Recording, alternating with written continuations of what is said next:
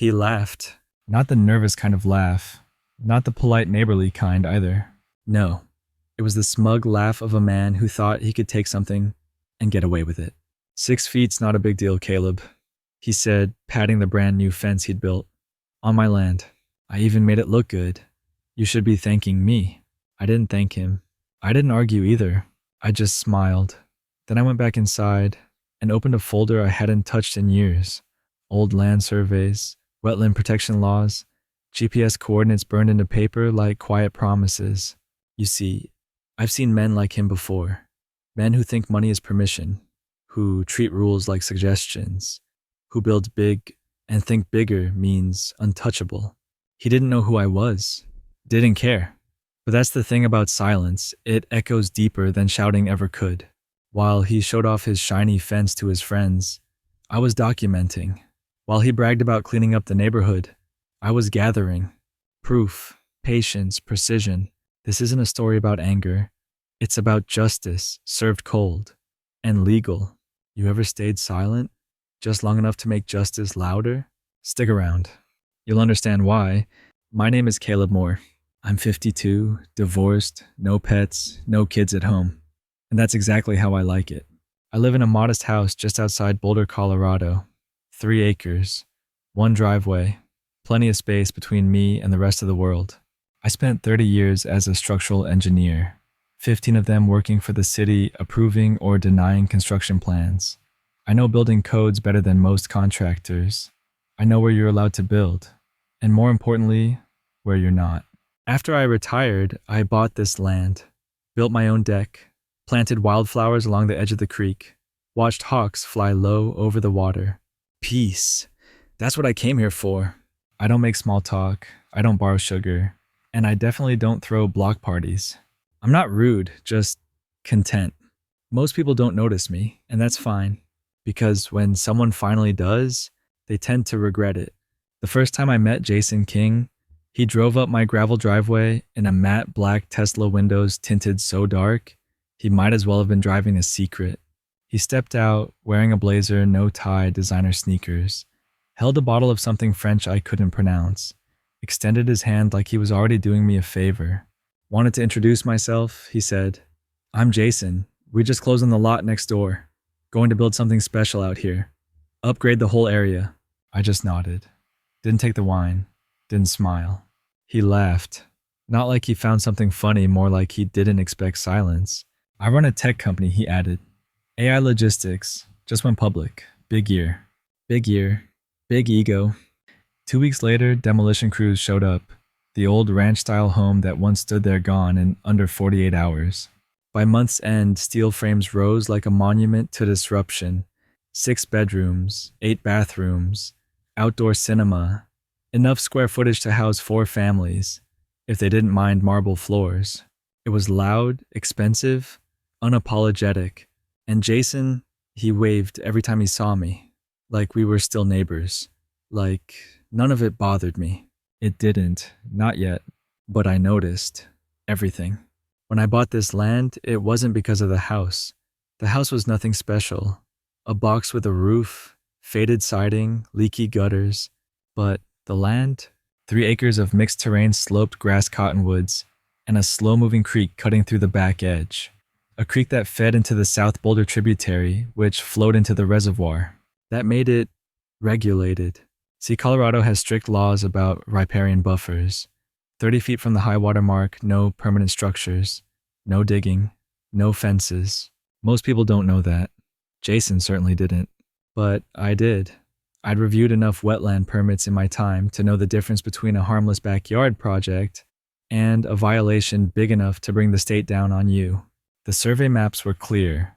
The buffer zone crossed between our properties, but on my side, I'd respected it. Planted native grasses. Never built closer than code allowed. I'd even kept the original stakes in place. Small orange flags, just in case anyone ever tried to pretend they didn't exist. I didn't buy this land to fight over it, but I didn't buy it to let someone steal it either. Especially not a man who thinks laws don't apply to him. I was gone that weekend, visiting my daughter in Denver. She'd just adopted a dog, some shaggy rescue with one eye and more attitude than sense. When I came back Sunday night, the first thing I noticed was the shine. Brand new aluminum posts, level, symmetrical, professional job. The second thing I noticed was the placement, 6 feet, into my land, all the way down the property line. I stood there for a while, didn't move, didn't speak. Then Jason appeared, coffee in hand, gym shorts, barefoot confidence. Morning, he said, like he hadn't just built a wall through my yard. I nodded once. Had it done over the weekend, he added. Looks cleaner, right? More structure, more value. It helps the neighborhood. He waited for a reaction. I gave him none. Technically, he continued. No one really knows where the line is. Survey stuff's always fuzzy. I looked down. One of my original orange flags flattened under a fence post. I looked back up. I'll handle it properly, I said. Jason smirked. Handle it properly, he repeated like it was a punchline. He sipped his coffee, turned around, walked back toward his mansion. That's when I knew. He thought he'd won. I didn't yell, didn't threaten lawyers, didn't call the city. I just went inside, poured a black coffee, pulled out my survey maps. 15 years ago, I paid extra for a certified boundary report. Every line documented, every marker noted, GPS stamped, filed, backed up twice. I walked the fence line that afternoon, measuring tape in hand, camera in my pocket, notebook open. 186 feet of intrusion, 6 feet deep, right through my buffer zone, right through my patience. I crouched near one of the posts, snapped a photo, date stamped it, zoomed in on the crushed orange flag beneath the concrete. He didn't just build wrong. He erased the proof that it was ever right. But I stayed quiet, not because I was afraid, but because I wasn't ready. See, you don't rush a foundation inspection. You don't chase a landslide with your bare hands. You study it, you track it, then you make the whole thing collapse on its own weight. Jason thought silence meant surrender. He didn't realize I was building something too, just not with steel. The letter came in a sleek white envelope. No return address, just bold serif font across the top, King & Barrows LLP. Inside, 3 pages of legal posturing, claims that I had harassed Mr. Jason King, that I had made threatening statements about his property, that I had caused emotional distress to his wife and twin daughters. I don't have kids, but I know weaponized exaggeration when I read it. I folded the letter, set it on the table, didn't touch it again. That evening, I got a call from a local deputy. Said there had been a complaint, asked if I had any issues with my neighbor. No issues, I said calmly, just a fence. The deputy chuckled, but said he still had to file the conversation. Jason wasn't trying to win legally. He was trying to flip the narrative. Make me the crazy old man. The one who can't handle change. The one threatening the peace of his perfect little suburb. 2 days later, Dorothy from 2 doors down stopped by with banana bread. She smiled awkwardly. Jason says there's been a misunderstanding. He says you're upset over a fence. I nodded. She lowered her voice. I think he's just trying to improve the neighborhood, Caleb. Maybe let it go. I closed the door slowly. Not slamming it, not saying a word. But inside, something settled. If he wanted war, he'd just declared it. Within a week, it wasn't just a fence problem anymore. It was a Caleb problem. Jason didn't just build with concrete, he built with perception. He hosted a neighborhood BBQ, big tent, catered ribs, craft beer, live music from some local folk duo. Invited everyone, except me. During the party, he stood under string lights, telling stories loud enough for the whole block to hear. Old guy next door, he said, is stuck in the past. Wants to keep the area run down. Can't handle a little progress. Laughter followed. Not cruel, just casual. The kind that doesn't question the speaker. The kind that agrees before it understands. After that, people stopped waving. Stopped making eye contact. One morning, I walked past Mrs. Ellison trimming her roses. She looked up, hesitated, then ducked behind the hedge. Like I was contagious. At the local hardware store, the cashier smiled tight. You doing okay? Mr. Moore heard you and your neighbor are clashing. Word had spread. Not the truth, just Jason's version of it. And I stayed quiet. Not because I was weak, but because I knew something Jason didn't. It's easy to fool a crowd. But facts, don't care who's holding the megaphone. Tuesday night. Rain tapping the roof. Lights off. Silence thick. I was halfway through organizing my old survey files when the phone lit up. Jessica, my daughter, lives in Fort Collins, teaches high school biology, kind heart, sharp mind. Hey, Dad, she said, voice gentle but alert.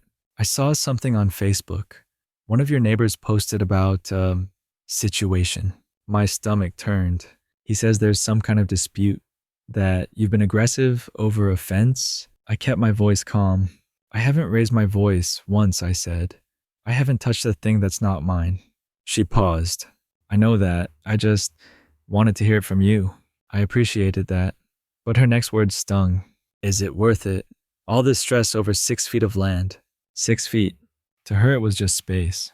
To me, it was a line. Legal, moral, personal. I'm handling it properly, I said. She sighed. Okay, just don't let it consume you. We hung up. I sat in the dark for a long time. Not angry, not sad, just aware that I was standing alone, and the only voice still on my side was my own. That night, I pulled out the files. Not mine, Jason's. 2 years ago, when his build permits went public, I'd requested copies as a courtesy. Old habits die hard. I never thought I'd need them. Until now.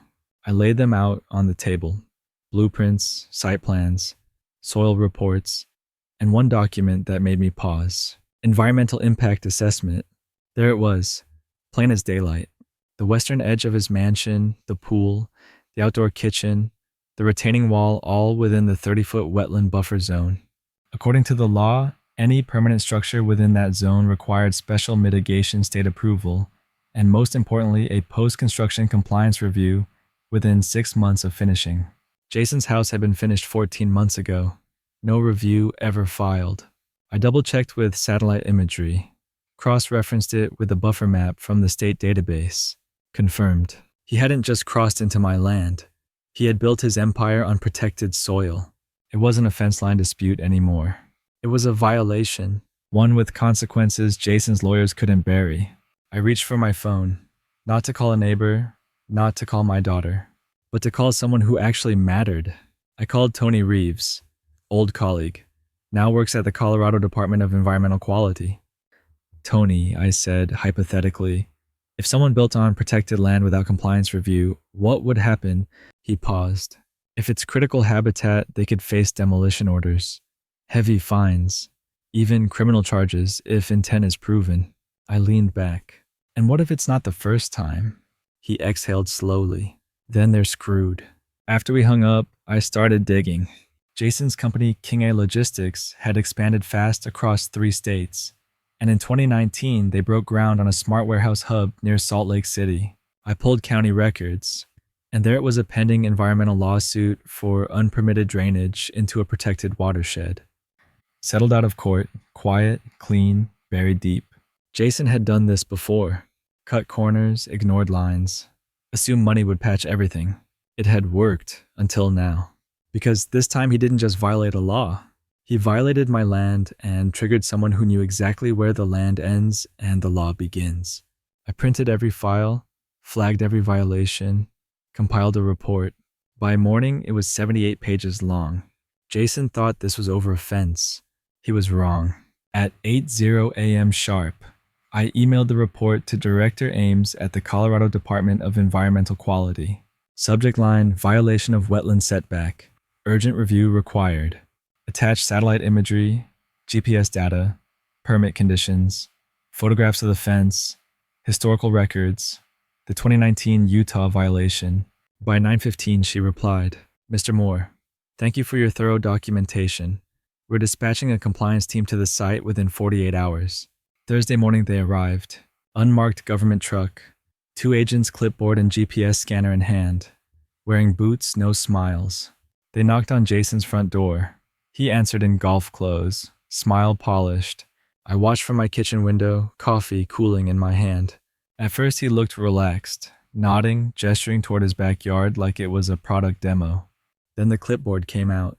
They pointed at satellite printouts, at permit codes, at the wetland map. Jason's smile flickered. His arms crossed. He tried to laugh it off. Then he stopped laughing. They spent 4 hours on site, measured everything, documented the slope, walked the creek bank with a laser level. When they left, they didn't say goodbye.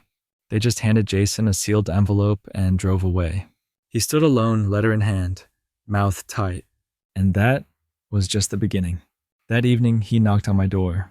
No lawyers, no swagger. Just him shirt wrinkled, eyes tired. I opened, but didn't invite him in. "Caleb," he started. "I think we've both let this spiral too far." I said nothing. "I want to make this right. I'll pay for the strip of land, get it appraised, triple the market rate." Still silent. He cleared his throat. "I'll move the fence, just maybe we can stop the complaint." Ah, there it was. Not regret damage control. He wasn't here to apologize. He was here because the system had finally noticed what I already knew. I leaned against the door frame. "You lied. You built illegally, and you tried to bury me in it." "It was just a fence." "No, it was arrogance, wrapped in concrete and aluminum." He shifted his weight, lowered his voice. I could lose everything. I met his eyes. "That's not my fault." His face went pale. For once he had no words. I closed the door. No slam, no threat. Just wood meeting wood. Some wars end with blood. Mine ends with silence. The official letter came 2 weeks later. Stamped, sealed, clear. Mandatory removal of all structures within the protected buffer zone. 90 days to restore full compliance. No extensions granted. Jason appealed. Hired a second firm, then a third. All denied. Photos didn't lie. Permits didn't bend. And the law doesn't flinch for mansions. On a brisk Monday morning, they arrived. Big machines, state-contracted crew, clipboards, hard hats, no questions asked. The fence came down first, fitting since that's where it all began. Then the patio, the kitchen, the spa with the waterfall. Last was the house. I watched from my deck, coffee in hand, not smiling, just watching. Glass shattered, marble cracked, steel twisted. Jason stood across the street, silent, alone. His wife wasn't there. Kids weren't either.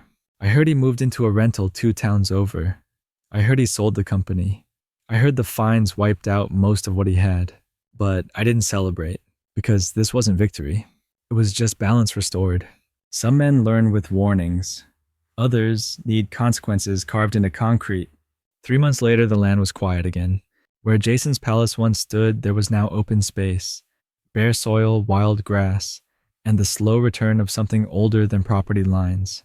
Birdsong, morning fog curling through oak trees, the creek flowing clear again. State crews came back to replant native vegetation, willow cottonwood tallgrass that sways with every breeze. I helped them, not because I had to, but because I wanted the land to remember something other than boots and bulldozers. One morning, I spotted a salmon cutting through the shallow edge of the stream. First time in years. I stood still, watched it glide upstream, quiet, steady, determined. Just like I'd been. The irony, Jason never understood what he took. It wasn't 6 feet. It wasn't land. It was integrity. And when you steal that, you don't lose a neighbor. You lose the ground beneath everything you built.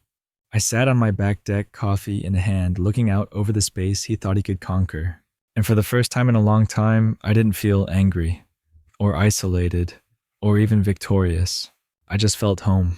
Some people think rules are just red tape, inconveniences, checklists to ignore if your wallet's thick enough. Jason was one of those people. He thought his mansion was bulletproof, built on money, surrounded by yes men, shielded by charm. But he forgot something fundamental. The law doesn't care who signs the checks. It doesn't care if your kids go to private school or if your lawn wins neighborhood awards. It just cares about boundaries.